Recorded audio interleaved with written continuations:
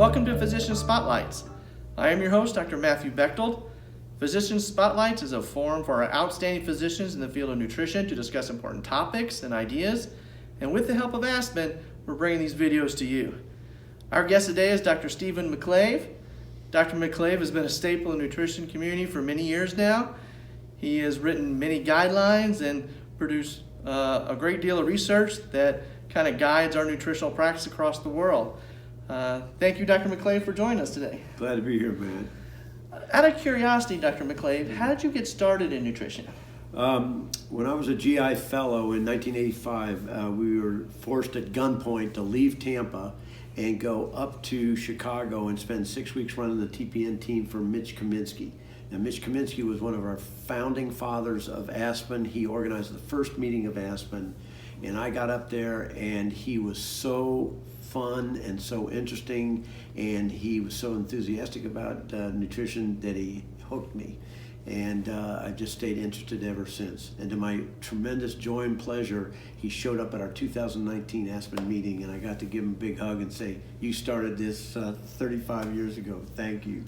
Well, that's great. How has mentorship played a role? Not only mentors to you, but you mentoring to younger folks as well. What he did for me was the interest part. I still have my textbook in biochemistry from medical school. Across the top, I've got written in bold letters, "Biochemistry blows." I hated it. I wasn't good at it. And I get up there, and he had nicknames for the enzymes, like the soft drink enzymes, Pepsi K and PK. And he would have interesting little stories, and the biochemistry would just jump off the page and go straight to the bedside.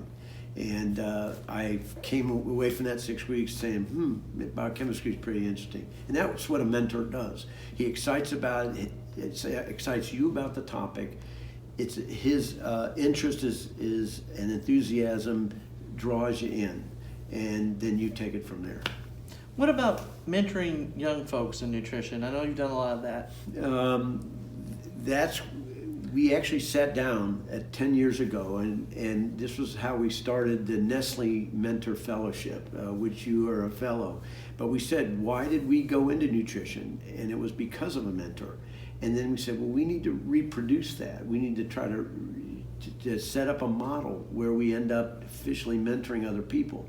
And so we set up this process, and the fellows come in, and part of it is social. Part of it is getting to know them, getting to know us. We start at a high level, and we share what's exciting about nutrition to us with them. We don't start out with basics, and then finally we build to the cool stuff. We start with the controversial stuff. We argue, we have dog fights, and that enthusiasm goes back and forth. You got critical mass with all these guys in the room, and it just takes off from there.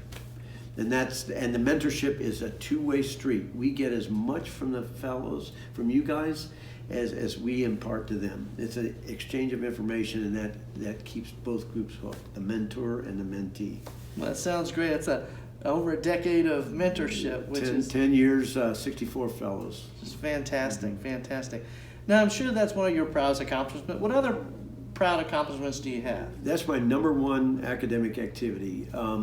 But the other thing I'd say that I would be proud of are the 2009-2016 guidelines.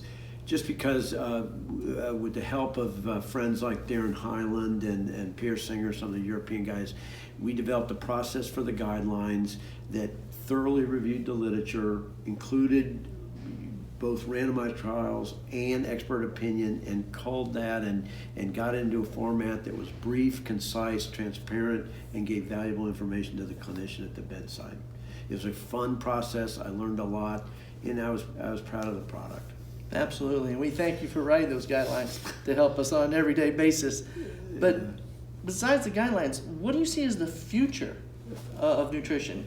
Right now, our scope is a little bit limited, actually, because we focus on route, enteral versus parenteral, how soon we start, how fast we ramp up, and that's fine, that's important. But I think in the future, we need to increase the scope of nutritional therapy to include other strategies that support the microbiome and maintain barrier defenses. So yes, we start the nutritional feeding like we do now, but we bring in some things that are semi-nutritional, like prebiotic fiber or probiotic therapy, but also additional therapies like bovine immunoglobulin to bind pathogens, or phosphorylated polyethylene glycol to carry phosphate down to the bacteria to make them commensal and not virulent, to do fecal transplantation or order fecal transplantation in concert with our feeding, to actually shift patient outcome as part of our nutritional therapy. So increasing the scope of nutritional therapy